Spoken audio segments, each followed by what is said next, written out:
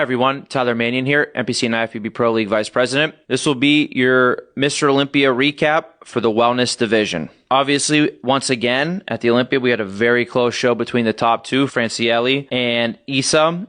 It was extremely close. 1 point decision, obviously, again. So I'm going to go through it and basically highlight what I think the difference was that gave Issa the edge. We'll go pose by pose. First up, we have the front pose. Obviously, Francielli's front pose is extremely strong. She's a very nice hourglass shape to her physique in the upper body. And just the overall shape and structure and flow goes very, very well. For Issa, I think she has improved her front pose a lot. But you can still see that when it comes to hourglass shape in this pose, Francielli just has a little bit better of that and also a little bit better of a structure. So for me, the front pose would go to Francielli. Next would be the first quarter turn to the right. This is Francielli's better side for her side pose. This is, I think, Issa's a little bit worse side to the side pose. But as you see here, Francielli, again, the structure, the hourglass shape, very good development to the legs and the glutes. Obviously, both of them have this, not too overpowering, not too much muscle, but the amount of muscle that we want to see in wellness. Issa still has hourglass shape now to this pose. Again, the lower body is very good as well. If you see from both of them, they have good balance between their side leg and their glute. So while, we're supposed to be lower body dominant, the lower body itself, the glutes and the legs should be in proportion. So for me, again, on this side pose, I would give the edge to Francielli. Now we move into the back pose. And here is probably one of the major things that, decided this show. And that is Issa has improved her back pose a lot. Her glutes were very good, very round, very full. Again, the glutes and the legs were in very good proportion to each other. Now we look at Francielli. Francielli's glutes themselves are probably the best in all of wellness. The legs, you can see the glutes are a little bit overpowering to her legs in this pose. Also, again, we were right up close to them in person. Francielli's condition, she was holding just a touch of water, okay? Where it was most evident was here in the back pose. Issa's condition was right on point. As you see, we can faintly see the definition to their hamstrings. Issa's definitely not too hard. I think she just nailed the condition 100% on this day. Francielli, in this back pose, you can see when she was moving around in transition, getting into the pose, she was just holding just a tiny bit of water here. So for me, in the back pose itself, because of Issa's overall balance and perfect conditioning, I give this back pose to Issa. Next would be the next side pose. And here, I think this is Issa's obviously better side, Francielli's worse side. However, while they were posing, Francielli really did not hit this pose well at all. Just the angle that she was hitting this pose at was not working for her at all. Issa, you see very, very nice hourglass shape to her from this pose. You also see, again, the glute and the side leg overall balance. And overall, this pose just flows very, very well for her. For Francielli, this pose was not flowing well for her at all. She stood way too much to the side. If you see, you can compare her side leg on this side to her side leg on the other side. The way she was standing basically took away a lot of the illusion in the size of her leg, really made her lose her hamstring, and so it seemed quad dominant, the hamstring not showing too much. And overall, she just seemed very, very uncomfortable in this pose. So for me, Issa took this pose handily to make it 2 poses to 2. So now when it's 2 poses to 2, we obviously look at a lot of different things. One of the differentiators is obviously the walk to the back, and the walk forward. Again, for me, in this walk, the overall balance and the conditioning that Issa brought made me pick her and lean towards her in the walk. Again, Francielli has amazing glutes. They're a little bit overpowering to her legs. And she was also just holding just a tiny bit of water here. So in the walk, I feel like that went to Issa. And the advantage that Francielli has on Issa with her physique is her overall hourglass shape and the way her upper body looks. However, obviously in the back pose, we're not really seeing the upper body because it's facing the back.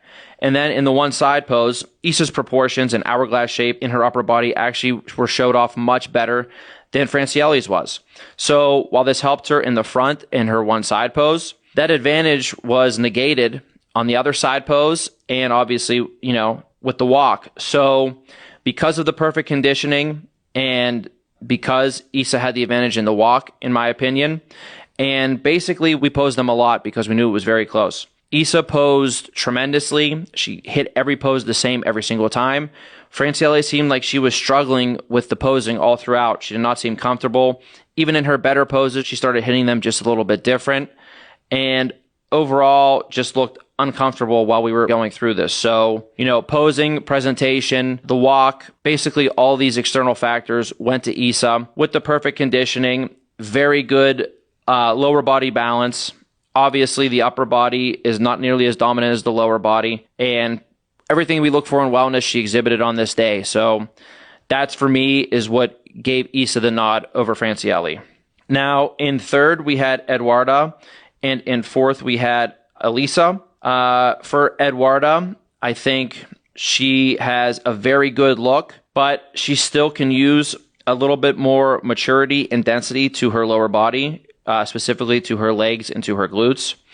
She has a very, very good front pose, almost very similar to Francielle's, but she still needs a little bit more of that density and maturity to the lower body. Elisa did a great job in downsizing her overall physique. She brought her upper body down more. She also brought the muscularity and the hardness down in her lower body.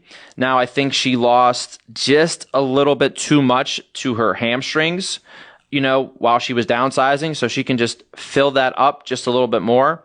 I think that's why it's so important that you don't want to go too far one way or the other when the judges say, you need to streamline or you need to grow. You only want to go so far, just a little bit. So the next time you get on stage, you get that feedback again, because obviously if you go too far one way or the other, then you're going to have to again work on sculpting the body the way that we want to see it. I thought Elisa's conditioning was much, much better at this show, way less hard. It's in line with exactly what we want to see in wellness. And in my opinion, I think third and fourth were very close and could have been switched because Elisa definitely has the amount of development that we want to see overall in the lower body, a little bit more than Eduarda has right now. In fifth, we had Giselle. I think Giselle brought a great look for herself to the stage. I think for her, the main things were she was just a little bit on the hard side in the lower body. You could really see that when she was hitting both of her side poses.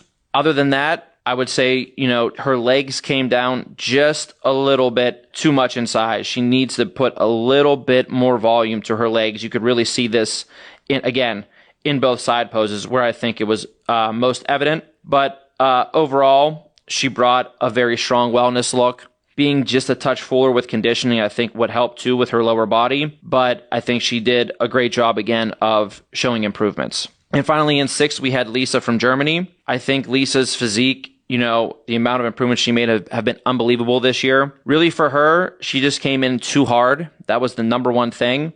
And I think because she came in too hard at this show, it makes her look just a little bit too dense overall in her lower body. So my first suggestion to her would be to soften up just a little bit more. I judged her twice this year already in Tampa and in Texas. I think she was actually a little bit softer at those shows than she was at the Olympia.